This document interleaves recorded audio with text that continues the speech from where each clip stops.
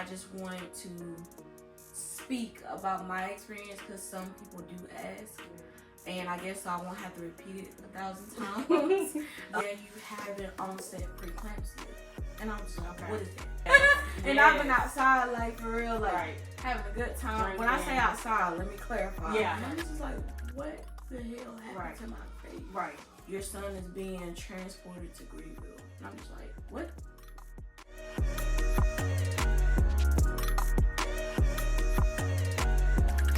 Hey, y'all. What is up? It is your girl, Jassie, and welcome back to the Jassie Network. If you are a supporter or subscriber, thank you so much. I've heard all of your DMs, everyone that has shared with me that they are ready for me to start back making content.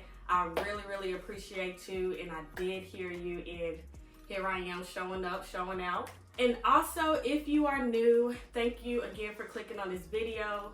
This channel is all about motherhood, mothers in business, and also being your best self. So make sure you subscribe to the channel and let's begin. So I have a special guest with me, y'all. This is my cousin, and she is an incredible woman. She's smart, she's dedicated to her family. She has definitely a story to tell. I'm super excited for her being here today. She's brave, she's smart, she's honest, and she's real. And again, I just love everything about her whole entire life. So without further ado, let me go ahead and introduce my cousin, Shay Shay, and also known as Bree. How are you? How are you? I'm good. Thank you so much for being on the Jassie Network. Thank you so much for coming to share your story with us. No problem. Awesome. So first and foremost, let's go ahead and get right into it. Okay. You brought to me the whole meaning of October. I didn't even know nothing about October. Mm-hmm. October is such a beautiful month to me because, of course, like, the leaves, they're shedding their beautiful colors. It's perfect weather to have like parties and still go on vacations. But there's actually a deeper meaning to October. Mm-hmm. So could you tell us the meaning of October to you? Okay, we all know October is also known as breast cancer awareness, like not trying to take that away from October, but also it is the month of child loss as well. So that's why I kind of wanted to come to you because I know you have like a platform, and I just wanted to speak about my experience because some people do ask, and I guess I won't have to repeat it 1,000 times. Just go ahead and say it one time and just once again spread awareness through my experience. I absolutely love that. First, awareness in general because it's such a challenging topic. For sure. Like, for me, I don't even know what to say. I don't know if I'm saying the right thing, if I'm saying the wrong thing, if I'm triggering someone. And I know we've had our dealings and things of that sort, but I'm glad that we're able to heal and move past that. Right. But more importantly, I'm glad that, you know, by the end of this whole conversation, I think me and a lot of the viewers will be able to know at least how to approach a mother that has lost. So I would like to know if we could get into your story. How old were you? What was the year? Okay. What was that whole process like? Like from the beginning, like when I found out? Yeah, like from the beginning, yeah. Okay, well, it was in the beginning of 21. Okay. I didn't know I was pregnant. Okay. I was at work one day and my homegirl, she was like, "Oh, Bree, you're glowing, you're glistening." I was like, "Girl, I've been feeling good. I've been outside having a good time." She was like, "Nah, that's a different type of love." And I was like, "What you mean?" Right. And I'm just like, "Girl, I don't know what you talking about, but I'm having a good time." And she was like, "I bet you pregnant." I was like, not this Bree. I said, "No, I'm not pregnant." Right.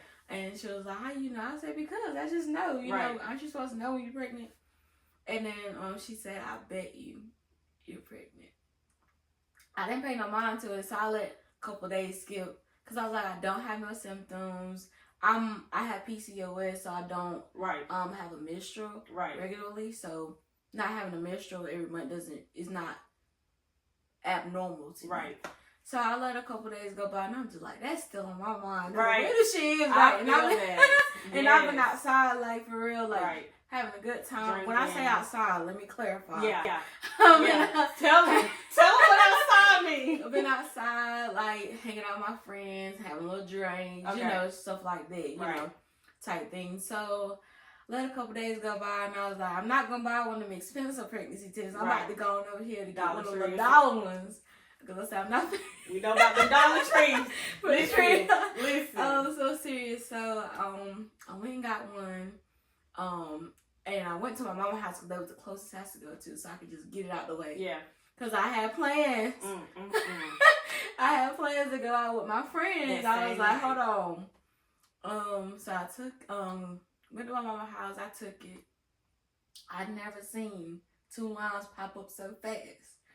And I was like, this shit is not right. It's not right. This test ain't right. And I just remember sitting in the hallway, like, so confused. And my mom was like, what's wrong with you? I said, Mama, something's wrong with this test. She was like, what you mean? What test? What test? You took a test? I was like, Mama, look. And she looked, she said, oh, you pregnant. She's like, you can't trust them. So she went and got another one at CVS, like the digital good ones, yeah. So I took that, popped up pregnant. She was like, how far along is you? I said, Mom, I just found out. I don't even know. I found out when you found out. Yeah. So, text my friend. I was like, how in the hell did you know? She was like, thank you. Right. Told you. So, you know, at that point, I did talk to the person that I was in dealings with. Let him know, and he was just like, this is good, this is exciting, type thing. And I'm just like, okay, yeah. I said, we just gotta figure some stuff out. You know, not to go too much into it. Like, we wasn't boyfriend and girlfriend. We were just, that's the person I was messing with during that time, you know, type thing. So, did have a conversation. Went to doctor's appointment, you know, had to see how far along I was. I was already 3, almost 4. Wow. Yeah.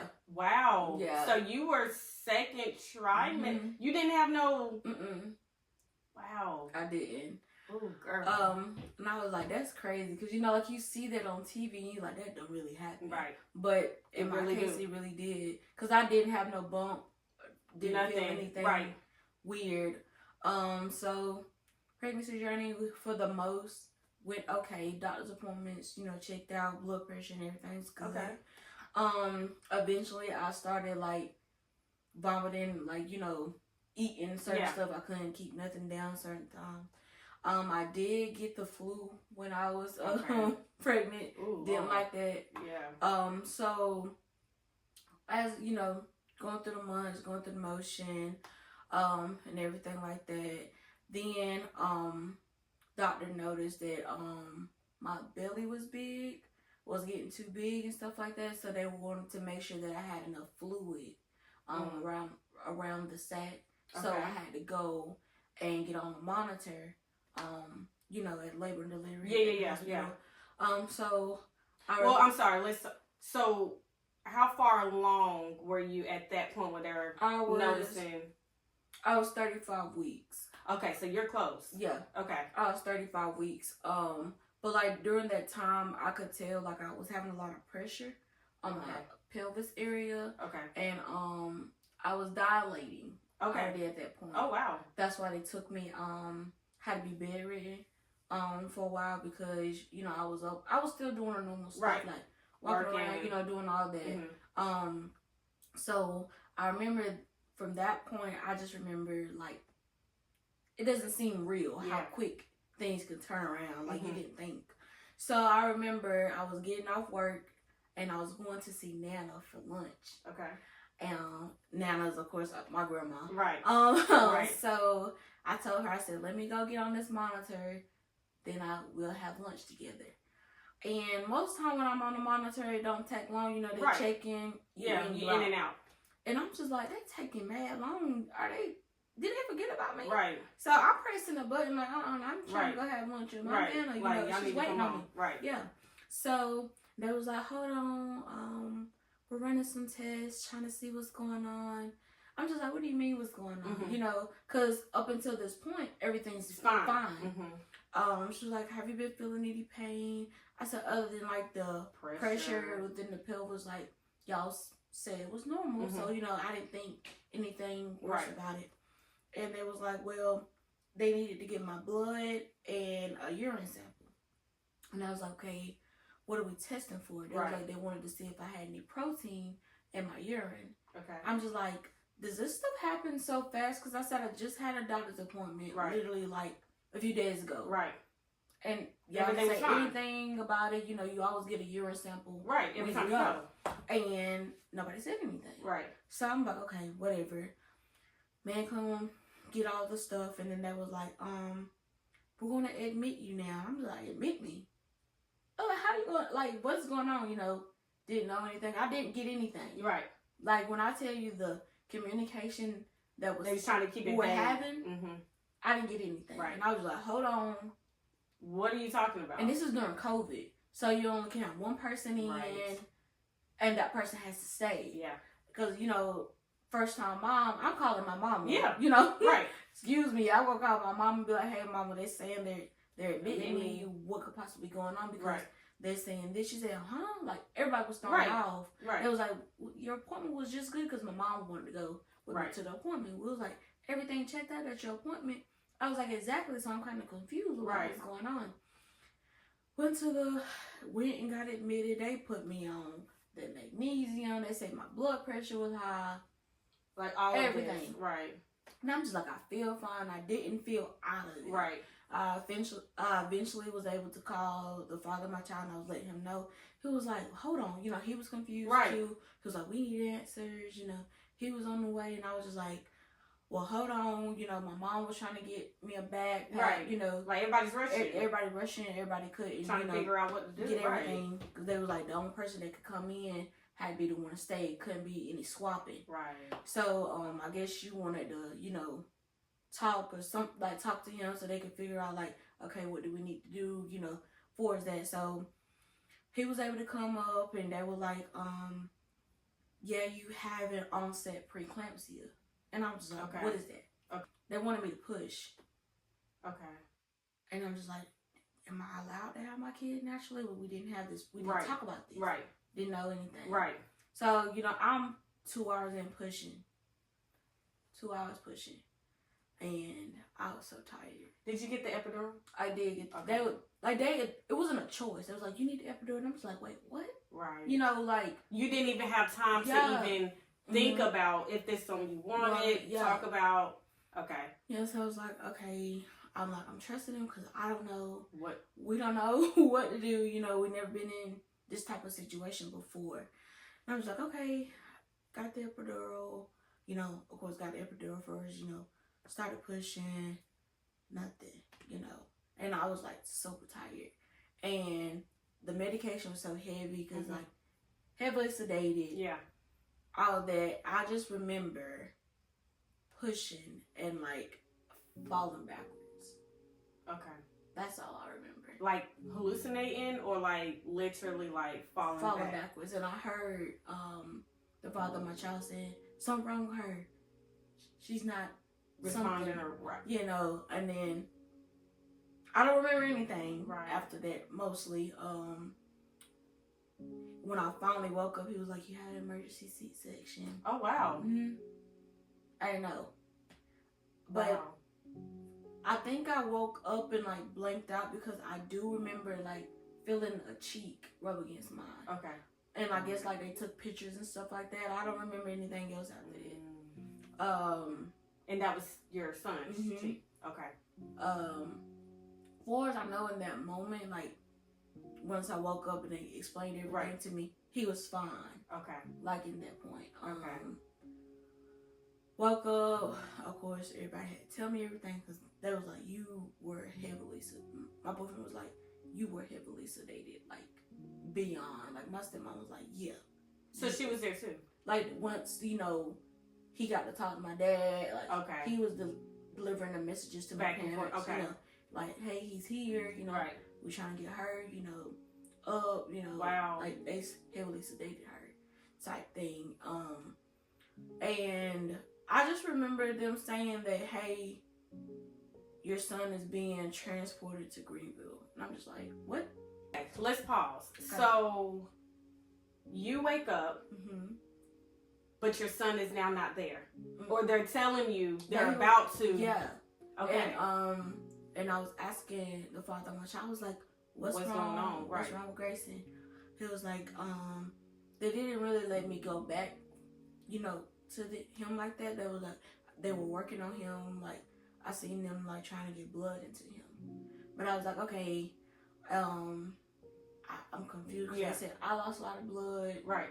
Like, they're at this point they're not really telling me. Right. It was like, we're trying to get him to a more established place, like they deal with little kids. Okay. So Greenville was the best place for them to go. And I was like, well, if he's going, I need to go. Right. Type thing.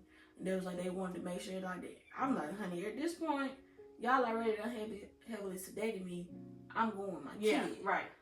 So he got there before I did. I had to get a COVID test done, all this stuff before I even got to see him. Okay. Got the COVID test done finally, and they let me see him. The pictures that they showed me of my son wasn't what I saw when I saw my son. Okay. Was it? Okay. Like, he looked like no swelling, like, just a newborn baby, like, okay. Just regular everything just looks fine. good. Okay. When I got back there to see him, hold on, I'm not gonna cry. When I got back there to see him, his whole face was puffy, hands puffy, bleeding. Right. I'm just like, what the hell happened to my baby? Right. I try not to be loud, right? Because other people had sick kids that right. trying to be, respectful, right? But still being demanding at the same time, right? They were like, they didn't tell you.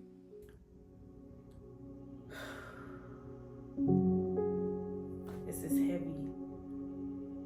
I'll be transparent. I didn't know that this was the actual story. As y'all are hearing it, I'm hearing it for the first time as well. And, I never want anybody to relive that. I mean, that's the whole point of this show, of this episode, particularly. How do you speak to a mother that's lost? But listening to her story this far, it's a lot of unanswered questions. Several. And if you are a pregnant mom, or if you are a woman that desires to, carry and have a child, make sure that you find yourself a doctor that's patient, that understands. This is so important that you do not want to miss anything when it comes to this process in delivering your baby. So this is now saying they didn't tell you. Yeah.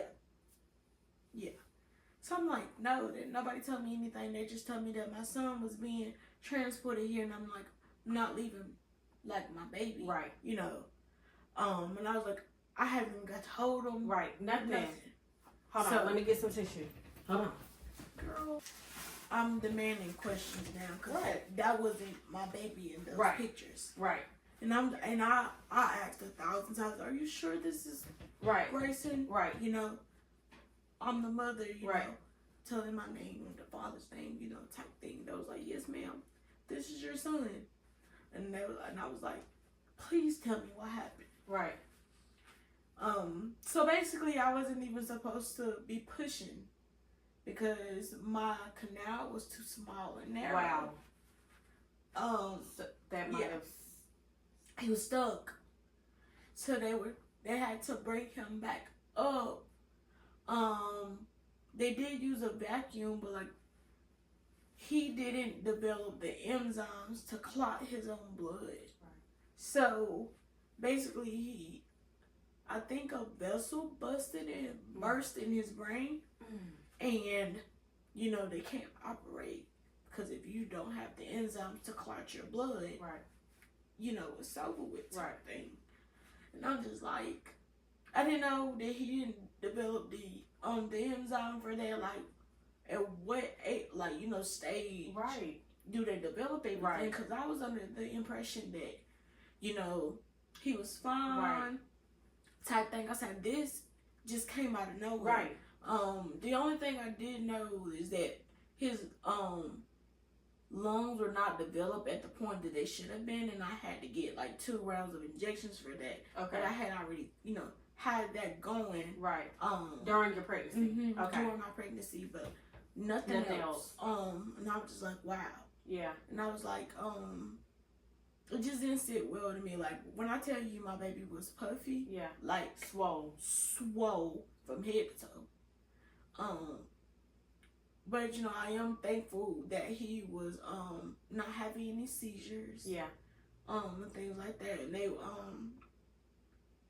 they had to come up, and talk to us, because I was still having to recover from the preeclampsia. Right. Still the C-section. all of that. So the lady, she came up to the room and she was talking to the father, and all. They was like, his bodily organs are shutting down. They were like, he'll be, if you guys choose to take him, he'll be, in a vegetation state, or, he may pass away, like, within hours of him being off the ventilator. And so he was like, it's up to you guys' discretion. And that was a hard thing to do, Right. That being your first kid. Yes. And all that happening, you had no idea. And I was like, I'm not going to make my baby suffer so that I won't have to hurt, because that was my selfless error right there, because I was a lot. Yeah. Him and I, we both talked about it. We both agreed that we didn't want that for our kid. Right. To like grow up just there. I see. Just lifeless. Right. Like, he looked so helpless in that bed already. So I can imagine, taking him off that ventilator, how much time will we have with him? Because, type thing. Like, your bodily organs are shutting down, so you wasn't able to urinate on your own. Right. Like that, we didn't want that. Yeah. So we was like, we wanted to take him off the ventilator and everything. So I went back down there, and my mom and my dad, they allowed them to come back there. His family live in Atlanta type thing. Like, they knew. Yeah. They just didn't get there in enough time for the decision that needed to be made. Right. So I went back. They was telling us everything what they were going to do, and I was like, can I just hold him? Because I didn't get to hold him at all. Still didn't get to hold him. Because if you touched him, his pressure would drop. So he had to stay perfectly still, type thing, while they were doing whatever they needed to do. And the father of my child, he was like, this is a lot for you and a lot for me. Can I hold him until he passes? Because I don't think that would be good for you to hold him. And I was like, I think you're right, type thing. So I allowed him to hold him, until first, until, he had his last little breath. Oh my God. He did. I didn't know that. Yeah. I didn't know that.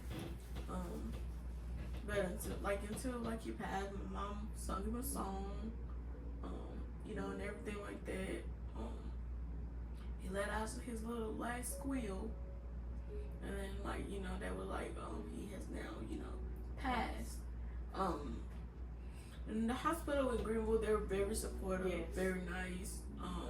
And once that happened, of course, broke down type thing. But then I was like, okay, I'm ready to hold him. Right. I held him, for a while. I cleaned him up, and everything. That was the last time. They did have a photographer there that would it was like, do you want us to take y'all some pictures, and stuff like that. And I told him I would appreciate it, you know, and everything like that. Yeah. So they did.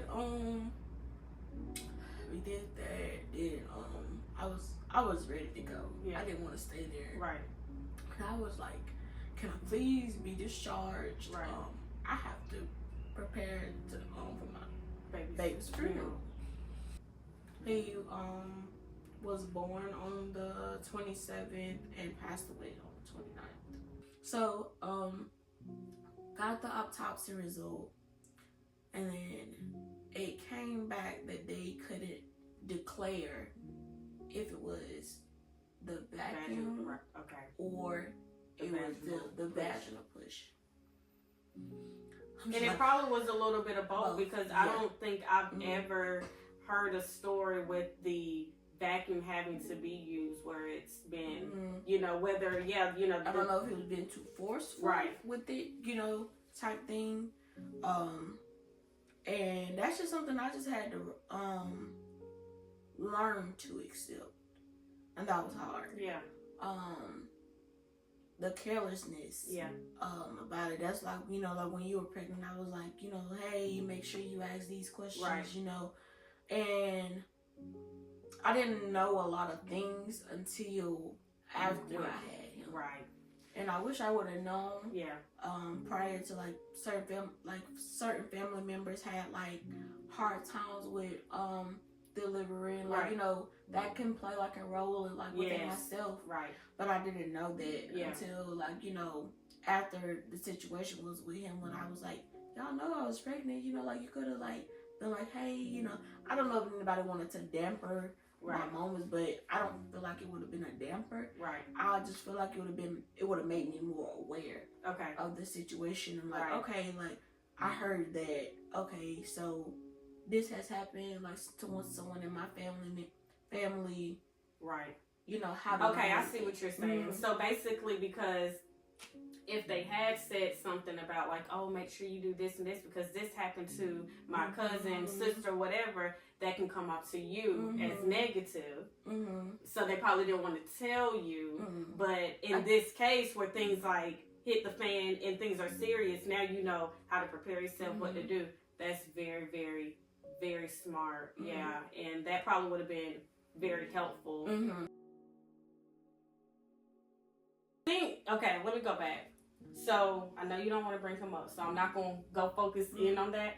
But when D came to you and said the therapy, how far along were you? Like, how far was it after the funeral? His funeral was in November. About I want to say like April. Okay. He asked.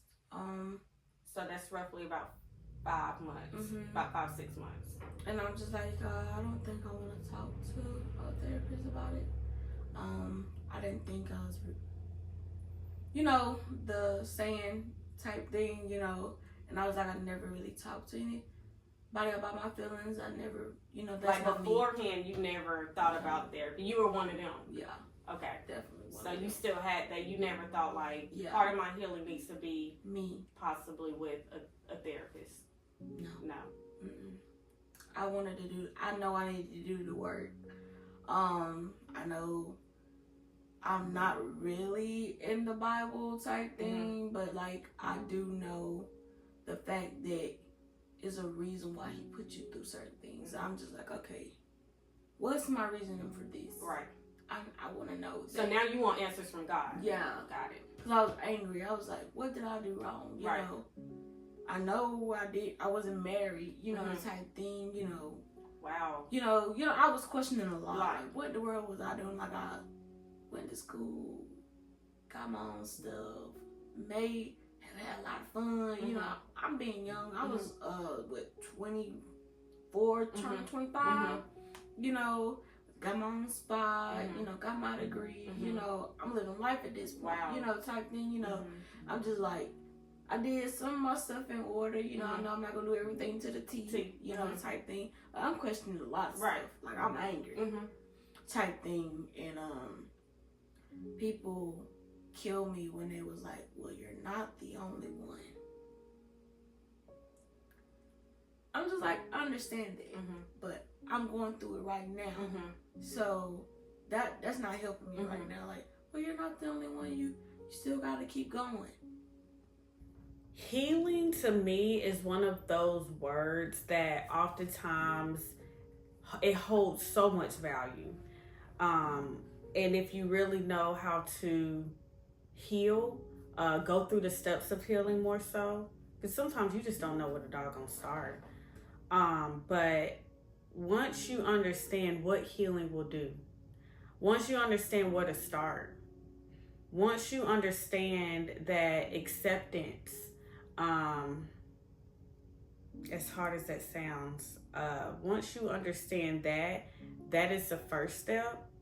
And if you could just lean into God with any type of healing that you're going through, I challenge you to all read the book of Ephesians, especially the last chapter. I think it's the 6th chapter where the Bible talks about the armor of God, and knowing what the enemy will do and how far the enemy will go. If you have that armor of God intact, when it comes to healing, when it comes to trauma, when it comes to any situation that you come across in life, you will know where to start. And I challenge you to read that book. That's crazy. That was the question I was going to ask. So that was triggering to you. Yeah, that was very triggering to me. I'm like, okay, I get that. I got to get there first. But I don't like that. I feel like that's like that's not supportive to me. Other people, like, that could be very supportive, but I don't see how that is supporting me to do anything. Other questions you could ask, but that right there, I didn't like that. Right.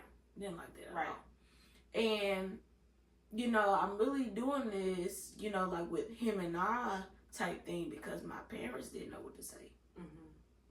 They never lost a child. They don't know what to say. I mean, they could say, well, maybe you do need to go to therapy. I'm just like, I want to try to figure it out on my own, type thing. So, like, from that point of, like, asking about therapy, up until now, some days I do have, like, this month, like, really hits home for me. But I did, like, I wrote down certain stuff. I was like, okay, Bree, maybe he just did this so that something's coming your way and you're going to have to learn how to this is going to make you be able to deal with it. I don't know. Right. Still unanswered. But the first thing I had to do was accept what happened. Wow.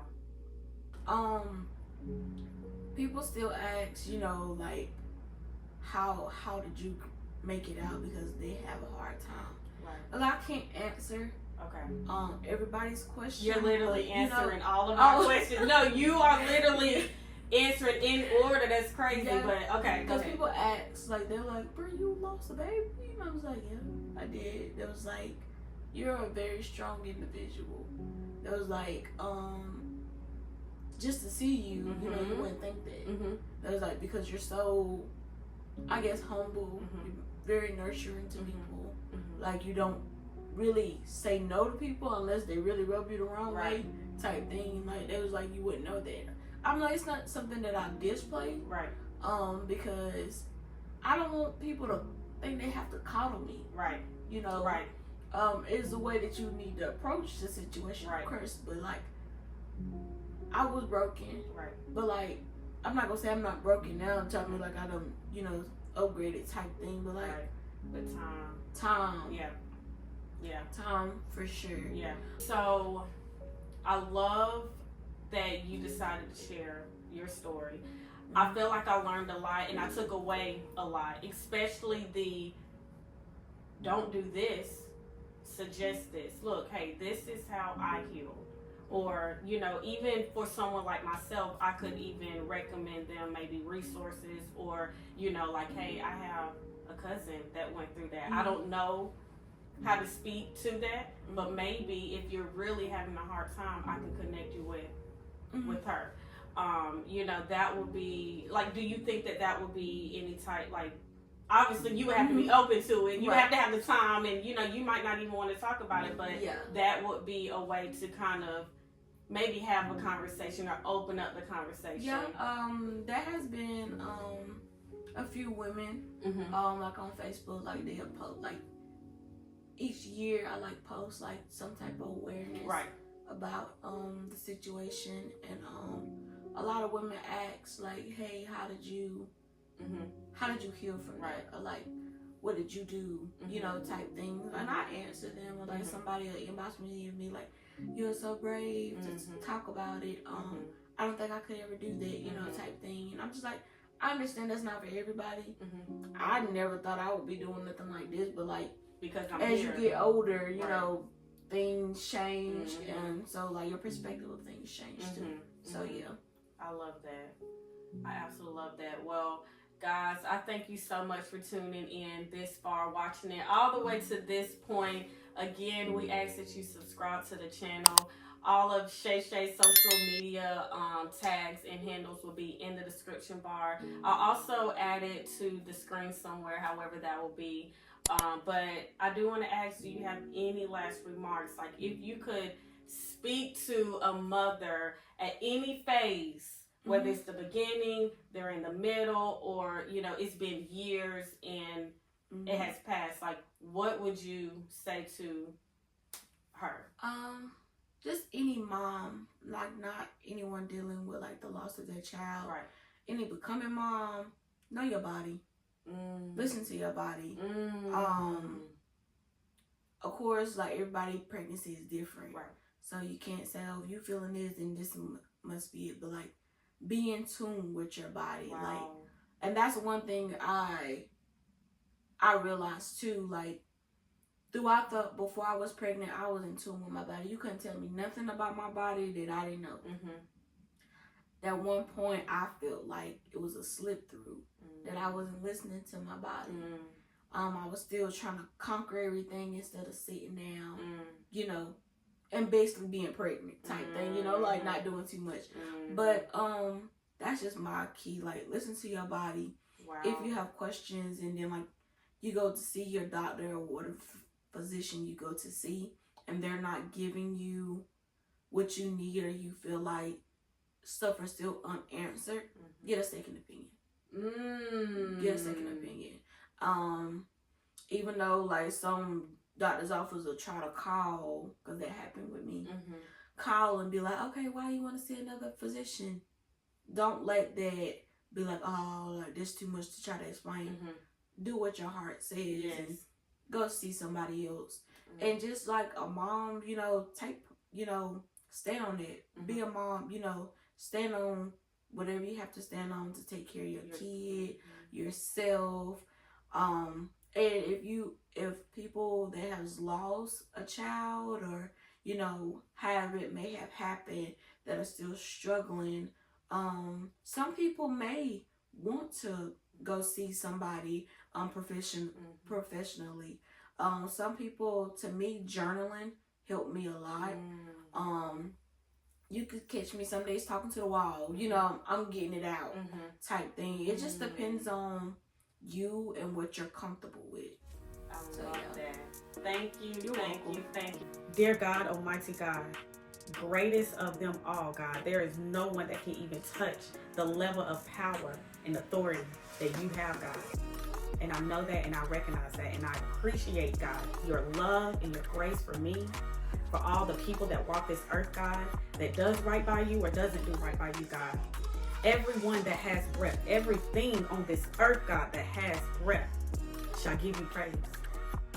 Lord, we understand that you are the storyteller.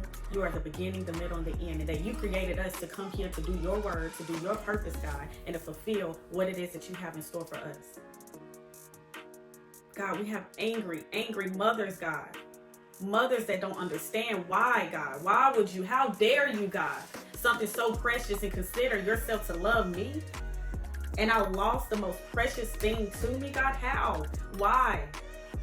These are the questions that they are asking, God. But Lord Almighty, it's part of the plan, and it is your will, God, to take them in such a heartfelt space, God, such a hurt position, God, and to move them to peace, God, to move them to comfort, to let them grasp the concept of your love, God. It's so wonderful to experience this love and to know what you have in store. And God, I just ask that you give them just a piece of what you have in store for them. Give them hope. Give them something to look for. Lord Jesus, we ask this and all other blessings, God. Be with these mothers. Be with the family of the ones that has lost. You are so good and so great, and we thank you, God. In Jesus' name I pray. Amen.